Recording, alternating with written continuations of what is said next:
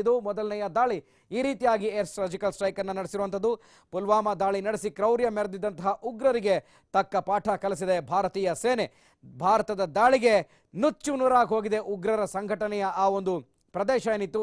ಈಗ ಉಗ್ರರು ಮುಟ್ಟಿ ನೋಡಿಕೊಳ್ಳುವಂತಹ ಸಂದರ್ಭ. ಜೊತೆಗೆ ಪಾಕಿಸ್ತಾನ ಕೂಡ ರಣಹೇಡಿಗಳ ಚಳಿಯನ್ನು ಬಿಡಿಸಿದ್ದಾರೆ. ಭಾರತೀಯ ಸೇನೆಯ ಈ ಒಂದು ದಾಳಿಯಿಂದ ಪಾಕ್ ವಿರುದ್ಧ ಭಾರತದಿಂದ ಮಿಂಚಿನ ದಾಳಿಯನ್ನು ನಡೆಸಲಾಗಿದೆ. ಇನ್ನು ಪಾಕಿಸ್ತಾನಕ್ಕೂ ಕೂಡ ಹೆದರಿಕೊಳ್ಳುವಂತಹ ಪರಿಸ್ಥಿತಿ, ಹೆದರಿಕೊಂಡು ಮುದುರಿ ಕುಳಿತುಕೊಳ್ಳುವಂತಹ ಪರಿಸ್ಥಿತಿ ಎದುರಾಗಿದೆ. ಯಾಕೆಂದರೆ ಭಾರತನ ಕೆಣಕಿದ್ರೆ ಏನಾಗುತ್ತೆ ಅನ್ನೋದಕ್ಕೆ. ಯಾಕೆಂದರೆ ನಾವು ಕೂಡ ಸಿದ್ಧರಿದ್ದೀವಿ ಅಂತ ಉದ್ದಟತನದ ಹೇಳಿಕೆಯನ್ನು ಪಾಕ್ನ ಪ್ರಧಾನಿ ಕೊಟ್ಟಿದ್ರು. ಈ ಹಿಂದೆ ನಡೆದಂತಹ ಅನೇಕ ಘಟನೆಗಳಿಗೆ ಸಾಕ್ಷಿಯನ್ನು ಕೇಳಿದ್ರು. ದೆಹಲಿ ಮೇಲೆ ನಡೆದಂಥ ಅಟಾಕಿಗೆ ಸಾಕ್ಷಿಯನ್ನು ಕೇಳಿದ್ರು. ಮುಂಬೈ ದಾಳಿ ಮೇಲೆ ಸಾಕ್ಷಿಯನ್ನು ಕೇಳಿದ್ರು. ಈಗ ಯಾವ ಸಾಕ್ಷಿಯನ್ನು ಕೇಳದೇನೆ ಏನು ಹೇಳ್ತಾರೆ ಅನ್ನೋದನ್ನು ಕಾದು ನೋಡೋಣ. 12 ಮಿರಾಜ್ ಯುದ್ಧ ವಿಮಾನಗಳು ಈ ಒಂದು ಕಾರ್ಯಾಚರಣೆಯನ್ನು ನಡೆಸಿದ್ದಾವೆ. ಹುತಾತ್ಮ ಯೋಧರ ಆತ್ಮಕ್ಕೆ ಇದರಿಂದ ಶಾಂತಿ ಸಿಗೋದು ಖಂಡಿತ. ಯಾಕೆಂದರೆ ಜೈಷ್ ಉಗ್ರರ ಕ್ಯಾಂಪ್ ಮೇಲೆ ಈ ಒಂದು ವಾಯು ದಾಳಿಯನ್ನು ನಡೆಸಿ 300 ಉಗ್ರರನ್ನು ಹತ್ಯೆಗೈದಿದೆ ಭಾರತೀಯ ಸೇನೆ. ಎಸ್, ಸೇನೆಗೆ ಸಂಬಂಧಪಟ್ಟಂತ ಅಧಿಕಾರಿ ರಮೇಶ್ ಕುಲಕರ್ಣಿ ಇದೀಗ ದೂರವಾಣಿ ಸಂಪರ್ಕದಲ್ಲಿದ್ದಾರೆ. ಸರ್ ನಮಸ್ತೆ ರಮೇಶ್ ಅವರೇ. ನಮಸ್ತೆ. ಎಸ್, ರಕ್ತ ಪಿಪಾಸುಗಳನ್ನ ಭಾರತೀಯ ಸೇನೆ ಚೆಂಡಾಡಿದೆ. ಒಂದು ಖುಷಿಯ ವಿಚಾರ, ಭಾರತೀಯರಿಗೆ ಕುದಿತಾ ಇದ್ದಂತಹ ರಕ್ತ ಇವತ್ತು ಒಂದು ಸಮಾಧಾನ ಪಟ್ಕೊಳ್ಳುವಂಥ, ಅದರ ಜೊತೆಗೆ ಏನು 40 ಜನ ಯೋಧರು ಹುತಾತ್ಮರಾಗಿದ್ರು, ಅವರ ಆತ್ಮಕ್ಕೆ ಶಾಂತಿ ಕೋರುವಂತಹ ಸಮಯ. ನಿಜವಾಗಿಯೂ ಇವತ್ತಿನ ದಿನ ಸುವರ್ಣ ದಿನ ಅಂತಂದು ಹೇಳಿ ನಾವು ಆನಂದದಿಂದ ಹೇಳ್ಬೋದು. ನನಗಂತೂ ಆನಂದ ಬಾಷ್ಪ ಬರ್ತಾ ಇದೆ ಇವತ್ತು ಇದನ್ನ ಕೇಳಿ. ಯಾಕೆ ನಾನು ಇದೇ ಸೆಕ್ಟರ್ ನಲ್ಲಿ ಕೆಲಸ ಮಾಡಿದವನು, ಏರ್ಫೋರ್ಸ್ ನಲ್ಲಿ ಇದ್ದೆ ನಾನು. ಆಮೇಲೆ ಇವತ್ತು ನನ್ನ ಸೇನೆನೇ, ವಾಯು ಸೇನೆನೇ ಇವತ್ತು ದಾಳಿ ಮಾಡಿ ಪಾಕಿಸ್ತಾನದವ್ರನ್ನ ಹೊಡೆದು ಉಳಿಸಿದೆ. ಅವ್ರಿಗೆ ತಕ್ಕ ಪಾಠ ಕಲಿಸಿದ್ದಕ್ಕೆ ತುಂಬಾ ಖುಷಿಯಾಗಿದೆ, ಆನಂದ ಪಟ್ಟಿದೆ. ನಮ್ಮ ಸೈನಿಕರಲ್ಲಿ ಇದ್ದಂತ ಇಚ್ಛಾಬಲ, ಶಕ್ತಿ, ಅದನ್ನ ರಾಜಕೀಯ ಜನ ಅರ್ಥ ಮಾಡ್ಕೊಂಡಿದ್ದಿಲ್ಲ. ರಾಜಕೀಯದವರು ಕಟ್ಟಿ ಹಾಕಿದ್ದಕ್ಕೆ ಸೈನಿಕರ ಮನೋಬಲ ಕುಸಿತಿತ್ತು.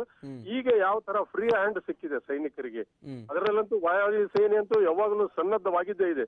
ಯಾವ ಶಸ್ತ್ರಾಸ್ತ್ರ ಏನೇ ಇದ್ರು ಆ ತರದ ಇಚ್ಛಾಶಕ್ತಿ ಕೊರತೆ ರಾಜಕೀಯಕ್ಕೆ ಇದ್ದಿದ್ದಕ್ಕೆ ಆಯ್ತು. ಇದು ಭಾರಿ ಅಭಿನಂದನೀಯ. ನನ್ನ ಮನಸ್ಸಿಗಂತೂ ತುಂಬಾ, ಇಡೀ ದೇಶದ ಜನ ಎಲ್ಲರೂ ಇವತ್ತು ವಿಜೃಂಭಣೆ ಮಾಡುವಂತ ದಿನ ಅಂತಂದು ಹೇಳಿ ನಾನು ಅಭಿಮಾನದಿಂದ ಹೇಳ್ಕೊತೀನಿ. ಓಕೆ ಸರ್, ಈಗ ಏನು ಸರ್ಜಿಕಲ್ ಸ್ಟ್ರೈಕ್ ಅಂದ ತಕ್ಷಣ ಯಾವ ರೀತಿಯಾಗಿ ನಡೆಸಲಾಗುತ್ತೆ ಅನ್ನೋದು ಸಿನಿಮಾಗಳಲ್ಲಿ ನೋಡಿದ್ದೀವಿ. ಆದರೆ ಈ ಒಂದು ಏರ್ ಸರ್ಜಿಕಲ್ ಸ್ಟ್ರೈಕ್ ಅಂದರೆ ರಡಾರ್ ಕಣ್ಣನ್ನು ಕೂಡ ತಪ್ಪಿಸಿ ಭಾರತೀಯ ಸೇನೆ ಒಂದು ದಾಳಿಯನ್ನು ನಡೆಸಿದೆ. ಅದು ನಿಜಕ್ಕೂ ಒಂದು ಮಿಂಚಿನ ಕಾರ್ಯಾಚರಣೆಗೆ ಶ್ಲಾಘನೆ ವ್ಯಕ್ತಪಡಿಸಲೇಬೇಕು. ಹಾಗೆ ಆಶ್ಚರ್ಯ ಕೂಡ ಆಗುತ್ತೆ ಈ ಒಂದು ಸೇನೆ ಇಷ್ಟು ಬೇಗ ತ್ವರಿತಗತಿಯಲ್ಲಿ ಈ ಒಂದು ಕಾರ್ಯಾಚರಣೆಯನ್ನು ನಡೆಸ್ತು ಅಂತ. ಅದ್ರ ಬಗ್ಗೆ ಏನು ಹೇಳ್ತೀವಿ ರಮೇಶ್ ಜಿ? ನಿಜವಾಗಿಯೂ ಈ ತರದ ಇದು ಟ್ಯಾಕ್ಟಿಕ್ಸ್ ಇದೆ, ಈ ತರದ ನಮಗ್ ಗೊತ್ತಿದೆ. ರಡಾರ್ ನಲ್ಲೇನು ಸಿಗದಾಗ ಯಾವ ತರ ಫ್ಲೈ ಮಾಡ್ಬೇಕು ಏನು ಎಂತೂ ಇದ್ರ ಬಗ್ಗೆ ಪೂರ್ತಿ ನಮಗ್ ಮಾಹಿತಿ ಕೊಟ್ಟಿರ್ತಾರೆ. ಆದ್ರೆ ಅದನ್ನೆಲ್ಲ ಪಬ್ಲಿಕ್ ನಡುವೆ ಮಾತಾಡೋದು ಸರಿ ಅಲ್ಲ ಅಂತ ನನಗೆ ಅನ್ಸುತ್ತೆ. ಯಾವ ತರ ವಿಮಾನ ಹೋಗ್ಬೇಕು, ಯಾವ ತರ ರಡಾರ್ ನಲ್ಲಿ ಯಾವ ತರ ಅವ್ರದ್ದು ವೇವ್ಸ್ ಬರ್ತಾ ಇರುತ್ತೆ, ಅದನ್ನ ಯಾವ ತರ ತಪ್ಪಿಸ್ಬೇಕು ಅಂತ ಅನ್ನೋದನ್ನ ಎಲ್ಲವನ್ನು ಟ್ರೈನಿಂಗ್ ಕೊಟ್ಟಿರ್ತಾರೆ ಜನರಿಗೆ, ಅಲ್ಲಿದ್ದಂತವ್ರಿಗೆ ಕೆಲಸ ಮಾಡುವಂತರಿ. ಹೀಗಾಗಿ ರಡಾರ್ದು ಎಲ್ಲೆಲ್ಲಿ ವೇವ್ಸ್ ಬರ್ತಾ, ಎಲೆಕ್ಟ್ರೋ ಮ್ಯಾಗ್ನೆಟಿಕ್ ವೇವ್ಸ್ ಅಂತಂದೇಳಿ ರಡಾರ್ದು ಬರುತ್ತೆ, ಅದರಿಂದ ತಪ್ಪಿಸ್ಕೊಂಡು ಹೋಗೋದಕ್ಕೆ ಕೆಲವೊಂದಿಷ್ಟು ಇದು ಇದೆ, ಸೈಂಟಿಫಿಕ್ ಇದು ಇದೆ. ಆ ತರ ಫ್ಲೈ ಮಾಡಿದ್ರು ಅಂತಂದ್ರೆ ರಡಾರ್ ಕಣ್ಣಿಗೆ ಬೀಳೋದೇ ಇಲ್ಲ ಇವರು. ಅದರಲ್ಲಂತೂ ಪಾಕಿಸ್ತಾನದಲ್ಲಿ ಇದ್ದಂತ ಇನ್ಸ್ಟ್ರೂಮೆಂಟ್ಸ್ ಅದು ಇದೆಲ್ಲ ಯಾವ ಬಾದರಾಯಣ ಕಾಲದ್ದಿದೇನೋ ಅಥವಾ ಅಲ್ಲಿ ಜನರಿಗೆ ಇದ್ದಂತ ಇಚ್ಛಾಶಕ್ತಿ, ನಮ್ಮಲ್ಲಿದ್ದಂತ ಹಳೆ ಮಷಿನ್ ಮೇಲೂ ನಾವ್ ಎಷ್ಟು ಒಳ್ಳೆ ಕೆಲಸ ಮಾಡ್ತಾ ಇದ್ವಿ ಅಂತ ನನಗೆ ಗೊತ್ತಿದೆ. ನಾನೇ ರಡಾರ್ ನಲ್ಲಿ ಕೆಲಸ ಮಾಡ್ತಾ ಇದ್ದೆ. ಹೀಗೆ ನನಗೆ ಪಕ್ಕ ಇದ್ರ ಬಗ್ಗೆ ಮಾಹಿತಿ ಇದೆ. ಯಾವ ತರ ತಪ್ಪಿಸ್ಕೊಂಡು ಹೋಗುತ್ತೆ, ಯಾವ ತರ ಹೋಗಬಹುದು ಅಂತ ಅನ್ನೋದು ನಮ್ಮ ಪೈಲಟ್ಗೆ ಎಲ್ಲರಿಗಿಂತಾನು ಹೆಚ್ಚಿಗೆ ಮಾಹಿತಿ ಇದೆ. ಹೀಗಾಗಿ ಏರ್ ಸ್ಟ್ರೈಕ್ ಆಗಿದ್ದು ಒಳ್ಳೆ ಇದು. ಯಾಕೆ ಆರ್ಮಿಗಿಂತ ಏರ್ ಸ್ಟ್ರೈಕ್ ಆದ್ರೆ ನಮ್ದು ಲಾಸ್ ತುಂಬಾ ಕಡಿಮೆ ಆಗತ್ತೆ, ಸ್ಟ್ರೈಕಿಂಗ್ ರೇಟ್ ಬಹಳ ಜಾಸ್ತಿ ಆಗತ್ತೆ, ಲಾಸ್ ಕಡಿಮೆ ಆಗತ್ತೆ. ಇದು ನಮ್ಗೆ ದೊಡ್ಡ ಅಡ್ವಾಂಟೇಜ್ ಅಂತ ಹೇಳಿ ನಾವು ಹೇಳ್ಬೋದು. ಓಕೆ, ಈಗ ನೀವು ಹೇಳಿದ್ರಿ ನೀವು ಕೂಡ ವಾಯುಸೇನೆಯಲ್ಲಿ ಕೆಲಸ ಮಾಡಿದ್ದೀರಿ ಅಂತ. ಸೊ ಈಗ ಏನು POK ಯಲ್ಲಿ ಈ ಒಂದು ಘಟನೆ ನಡೆದಿದೆ, ಈ ಒಂದು ದಾಳಿಯನ್ನು ನಡೆಸಲಾಗಿದೆ, ಬಹುಶಃ ಆ ಒಂದು ವ್ಯಾಪ್ತಿ ಮತ್ತು ವಿಸ್ತಾರವನ್ನು ಒಂದ್ ರೀತಿ ನೀವು ನೋಡಿ ಹಾಗೆ ವಿವರಣೆ ಕೊಡಬಹುದಾ ಅಂತ? ಅಂದ್ರೆ ನಿಮ್ಗೆ ಯಾವ ತರದ ಮಾಹಿತಿ ಬೇಕಂತ? ಸೊ ಅಲ್ಲಿ ಯಾವ ತರ ಪರಿಸ್ಥಿತಿ ಇದೆ, ಯಾವ ತರ ಒಂದು ಗಡಿ ಪ್ರದೇಶ ಇದೆ, ಸೊ ಅದನ್ನ ವೈಮಾನಿಕ ದಾಳಿ ನಡೆಸುವಂತದ್ದಾದ್ರೆ ಯಾವ ರೀತಿಯಾಗಿ ಟಾರ್ಗೆಟ್ ಮಾಡಲಾಗಿತ್ತು ಅದನ್ನ ಅನ್ನುವಂಥದ್ದು?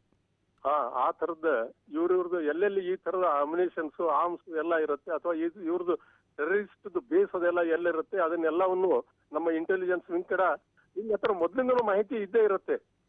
ಅವ್ರು ಎಲ್ಲೆಲ್ಲಿ ಬೇಸ್ ಮಾಡಿದ್ದಾರೆ, ಎಲ್ಲೆಲ್ಲಿ ಮೂವ್ಮೆಂಟ್ ಮಾಡ್ತಾ ಇದ್ದಾರೆ, ಏನು ಎಂತೂ ಎಲ್ಲ ಮಾಹಿತಿಗಳು ನಮ್ಮ ಇಂಟೆಲಿಜೆನ್ಸ್ ವಿಂಗ್ ಹತ್ರ ಇದ್ದೇ ಇರುತ್ತೆ. ಆದ್ರೆ ಟೈಮ್ಲಿ ಯಾವ ತರ ಸ್ಟ್ರೈಕ್ ಮಾಡ್ಬೇಕಂತ ಅನ್ನೋದಕ್ಕೆ ನಮಗೆ ರಾಜಕೀಯ ಒಂದು ಇದು ಬೇಕಾಗಿರುತ್ತೆ. ಯಾಕೆ ಪ್ರಧಾನಮಂತ್ರಿನೇ ಆ ತರದ ಆರ್ಡರ್ ಕೊಡ್ಲಿಕ್ಕೆ ಸಶಕ್ತರು. ಹೀಗಾಗಿ ಅವರು ಕೊಟ್ಟ ನಂತರ ನಮ್ಮ ಜನ ಅದನ್ನ ಕುತ್ಕೊಂಡು ಪೈಲಟ್ ಗೆ ಇದನ್ನ ಮಾಡಿ ಆಟೋಮೆಟಿಕ್ಲಿ ಇದನ್ನೆಲ್ಲ ನಮ್ಮ ಬಾಂಬ್ ಎಲ್ಲ ಫೈರ್ ಆಗತ್ತೆ ಅದರಲ್ಲಿ. ಆ ತರದ ಎಲ್ಲ ವ್ಯವಸ್ಥೆ ಇದೆ ನಮ್ಮಲ್ಲಿ. ಕ್ಯಾಲ್ಕುಲೇಟ್ ಯಾವ ಸ್ಪೀಡ್ ನಲ್ಲಿ ಹೋಗು, ಯಾವ ತರ ಇದರಲ್ಲಿ ಹೈಟ್ ಅಲ್ಲಿ ಹೋಗ್ಬೇಕು, ಎಷ್ಟು ಡಿಸ್ಟೆನ್ಸ್ ಆದ್ರೆ ಎಷ್ಟು ಡಿಸ್ಟೆನ್ಸ್ ಇದು ಆಗತ್ತೆ ಅಂತಂದ ಹೇಳಿ ಇದನ್ನೆಲ್ಲವನ್ನು ಒಳ್ಳೆ ರೀತಿಯಿಂದ ಕ್ಯಾಲ್ಕುಲೇಟ್ ಮಾಡ್ಕೊಂಡು ಆ ಪಿನ್ ಪಾಯಿಂಟ್ ಮಾಡಿ ಅಲ್ಲಿಗೆ ಬಾಂಬ್ ಬೀಳೋ ಹಾಗೆ ವ್ಯವಸ್ಥೆ ಮಾಡಿರ್ತಾರೆ ನಮ್ಮ ಜನ. Okay, thank you Ramesh Kulkarni ಅವರೇ, ತಾವು TV5 ಜೊತೆ ಮಾತನಾಡಿದ್ದಕ್ಕೆ. ಎಸ್, ರಣಹೇಡಿಗಳ ಚಳಿಯನ್ನ ಬಿಡಿಸಿದೆ ಭಾರತೀಯ ಸೇನೆ.